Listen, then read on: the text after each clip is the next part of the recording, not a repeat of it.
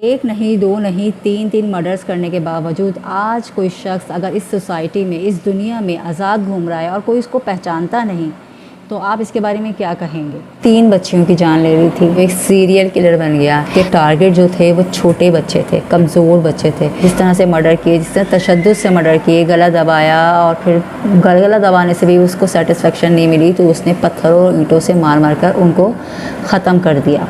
बिस्मिल्लाहिर्रहमानिर्रहीम, अस्सलाम वालेकुम। मैं हूँ अस्मा जवाद और आप देख रहे हैं मेरा यूट्यूब चैनल स्ट्रॉन्ग अस्मा। तो आज जो हम केस आपके साथ डिस्कस करने वाले हैं, इसका ताल्लुक़ है हिंदुस्तान से, हमारे पड़ोसी मुल्क हिंदुस्तान से। ये केस काफ़ी टिपिकल है, जिसको आप सुनेंगे तो आप काफ़ी हैरान रह जाएंगे। तो इस वीडियो को बिल्कुल भी स्किप मत कीजिएगा और मेरे साथ जुड़े रहिएगा।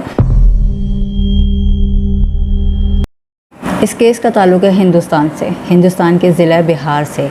वहाँ पर एक छोटा सा गांव है बेगूसराय के नाम से।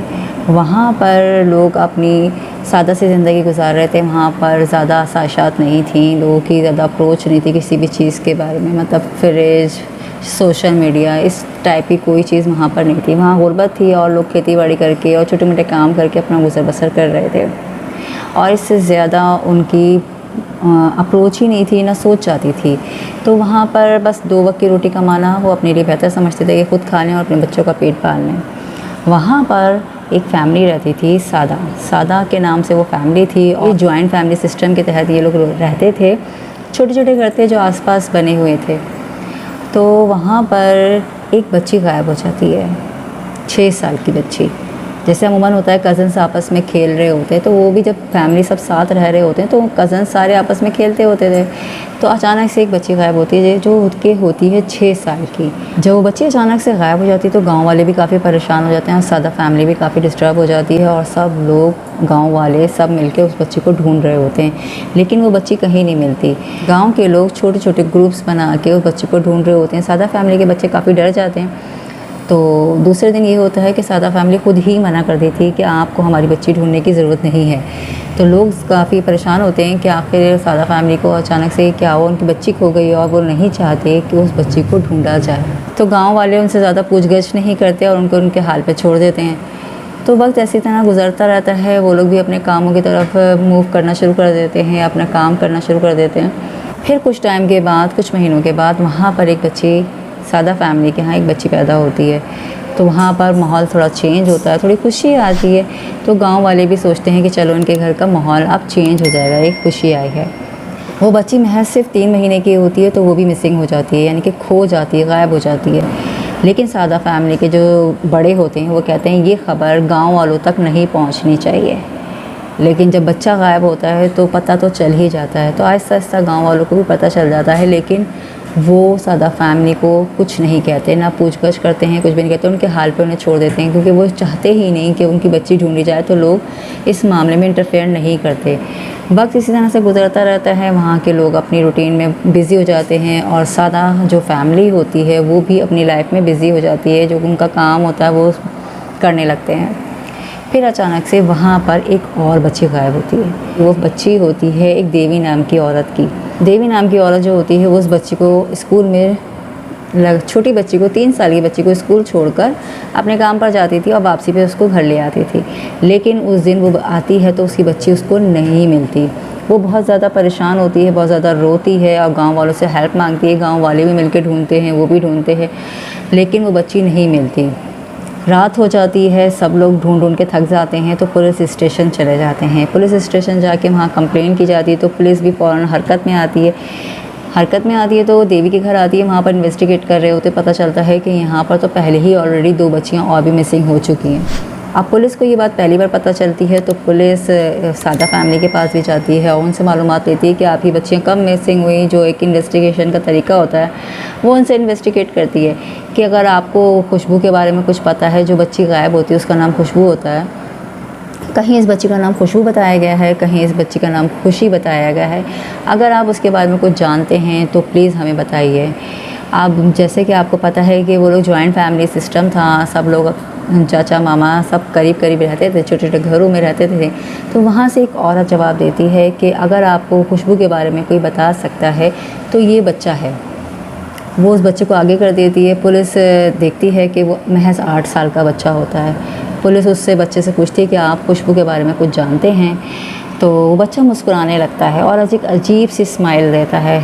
पुलिस कहती है कि ये तो शायद हमारा टाइम वेस्ट कर रहा है। पुलिस इसको कोई ख़ास रिस्पॉन्स नहीं देती कि शायद ये हमारा टाइम वेस्ट कर रहा है, लेकिन वो बच्चा पुलिस से कहता है कि अगर आप मुझे एक बिस्किट का पैकेट देंगे तो मैं बता सकता हूँ कि खुशी या मतलब खुशबू कहाँ है।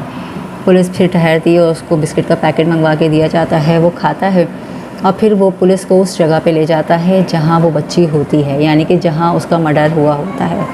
पुलिस जाके देखती है तो वो बच्ची घासों से छुपाई भी होती है, जो तोड़ के छुपा दिया जाता है। इस तरह से वो बच्ची को छुपाया हुआ होता है और बच्ची की लाश काफ़ी तशद्दुद के बाद कत्ल की गई होती है। तो पुलिस भी काफ़ी शॉक्ड हो जाती है और इलाके में भी काफ़ी खौफ और राज फैल जाता है, क्योंकि बच्ची को काफ़ी दर्दनाक तरीके से मर्डर किया गया था। बच्चे को पुलिस स्टेशन ले जाया जाता है। पुलिस जब पुलिस स्टेशन उस बच्चे को ले जाती है, वहाँ पर उससे मालूमात लेती है तो वो बताता है कि अपनी ही फैमिली की 2 बच्चियों को उसने खुद मर्डर किया है। पुलिस जब बहुत ज़्यादा हैरान रहती है कि इतनी छोटी सी उम्र में, महज 8 साल की उम्र में वो बच्चा 3 मर्डर कर चुका है, यानी कि सीरियल किलर के नाम से इंडिया का सबसे छोटा सीरियल किलर है, हिस्ट्री का सबसे छोटा सीरियल किलर जो कि इंडिया का है। पुलिस जब इन्वेस्टिगेट करती है तो वो बच्चा बताता है कि उसने अपनी ही फैमिली की, यानी कि अपनी कज़न और अपनी सगी बहन को उसने खुद मर्डर किया है। जब ये पुलिस सुनती है तो उनकी फ़ैमिली को बुलाया जाता है। फैमिली के जो सरबराह होते हैं वो इस चीज़ को एक्सेप्ट करते हैं कि जब इसने पहली हमारी 6 साल की बच्ची को मर्डर किया तो हमने इस चीज़ को छुपाया ताकि इसको पुलिस ना ले जाए, मतलब हमारे घर का बच्चा है और इसके साथ कुछ बुरा ना हो।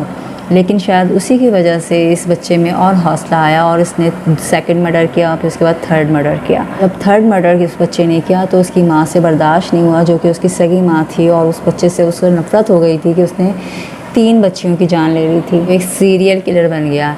अच्छा, इस बच्चे ने जितने भी मर्डर किए उसमें उसके टारगेट जो थे वो छोटे बच्चे थे, कमज़ोर बच्चे थे।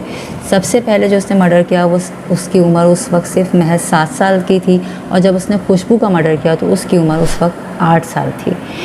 और अपनी सगी बहन का मर्डर किया, अपनी कज़न का मर्डर किया और एक गाँव की बच्ची का मर्डर किया। उसके टारगेट शायद और बढ़ सकते थे, लेकिन उससे पहले ही उसकी माँ ने उसको पुलिस के हवाले कर दिया। इस बच्चे की जो मर्डर हिस्ट्री थी उसमें बहुत ज़्यादा तशद्दुद पसंदी थी, जिसको देखते हुए उसको सज़ा तो नहीं दी गई। वो आज भी आज़ाद घूम रहा है क्योंकि उसने 3 मर्डर किए, लेकिन उसको आज़ाद इसलिए छोड़ दिया गया क्योंकि उसकी उम्र जो थी महज सिर्फ 8 साल थी।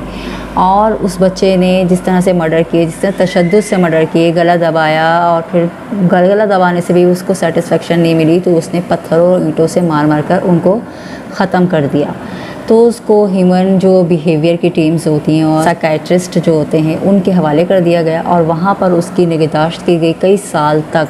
2016 में उस बच्चे को नई शनाख्त के साथ, जब वो जवान हो गया, नई शनाख्त के साथ उसको कहीं रिलीज़ कर दिया गया है, और वो कहाँ है इस वक्त, कहाँ मौजूद है, ये किसी को भी नहीं पता। और इसके बारे में, इस केस के बारे में और आगे कोई पेशरफ्त नहीं हुई। बकौल उनके जहाँ पर वो बच्चा रहा और जहाँ तक वो जवान हुआ, उसकी जो ज़हनी किफ़ालत थी उसको चेंज किया गया या उसको ठीक किया गया, और उसकी कैफियत अब कैसी है, बकौल उनके कि वो अब माशरे में रहने के काबिल हो गया था। उसको रिलीज़ कर दिया गया, लेकिन उसकी शनाख्त को छुपा के उसके गांव या उसके पुराने शहर उसको इसलिए नहीं भेजा गया कि वहाँ जाएगा तो उसका पास्ट उसको नई ज़िंदगी, अच्छी ज़िंदगी जीने नहीं देगा। बहरहाल एनीवे, आज का केस एक छोटे सीरियल किलर के हवाले से था जिसने अपनी छोटी सी उम्र में 3 मर्डर किए। शायद वो और ज़्यादा भी कर सकता था अगर उसको पकड़ा नहीं जाता। आज वो इस दुनिया में आज़ाद घूम रहा है। ये दुनिया का शायद पहला सीरियल किलर है जिसको पकड़ा भी गया लेकिन उसको कोई सज़ा नहीं दी गई। आज का केस जो था वो आज यहीं ख़त्म हुआ। अगले केस जो मैं आपके साथ लेकर आऊँगी अपनी नई वीडियो में, उसका इंतज़ार कीजिएगा और ज़रूर मेरे चैनल को सब्सक्राइब कीजिएगा और कमेंट्स में ज़रूर बताइएगा कि मैं आपके साथ कौन कौन से किस तरह के टॉपिक्स शेयर करूँ। इंशाल्लाह मैं पूरी कोशिश करूँगी, पूरी एफ़र्ट्स करूँगी कि आपको अच्छे से अच्छा मवाद फराहम कर सकूँ। कमेंट ज़रूर कीजिएगा, वीडियो को लाइक ज़रूर कीजिएगा और चैनल पर जो भी नए हैं प्लीज़ सब्सक्राइब कीजिएगा। अल्लाह हाफ़िज़।